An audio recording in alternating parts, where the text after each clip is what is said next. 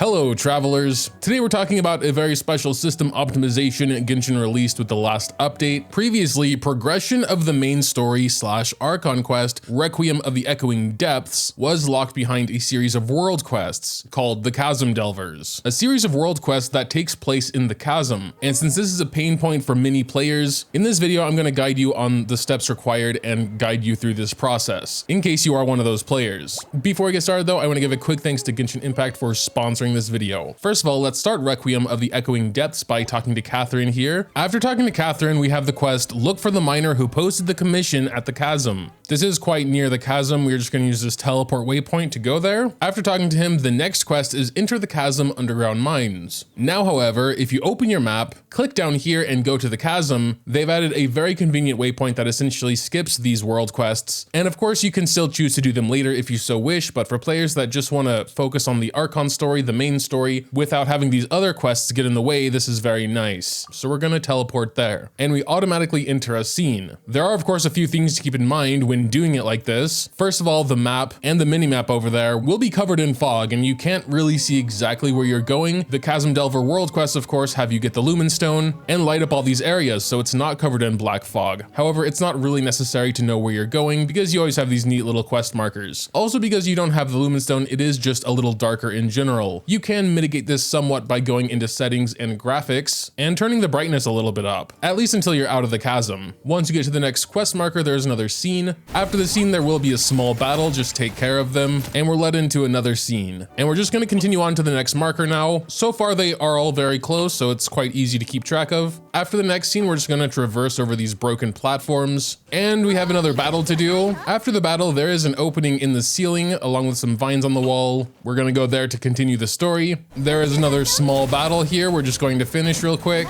From there, just a little bit forward is our next quest point. And again, after the next scene, the next waypoint is very close by. We're just going to hop over these broken platforms, follow this Sealy. While we're here, we can go ahead and activate the upside down teleport waypoint as well, and continue on through this massive hole in the wall, making our way to the next objective, which just requires a little bit of jumping and flying. And from here, we're just going to take a right, jumping over some broken platforms until we get to the next waypoint. And from here, we're actually not going to go through the hole in the wall. We're actually going to climb up this wall and go through this hole in the wall and follow this vine all the way to the next quest point. There's another opening on the left. We're just going to glide over there, hop up.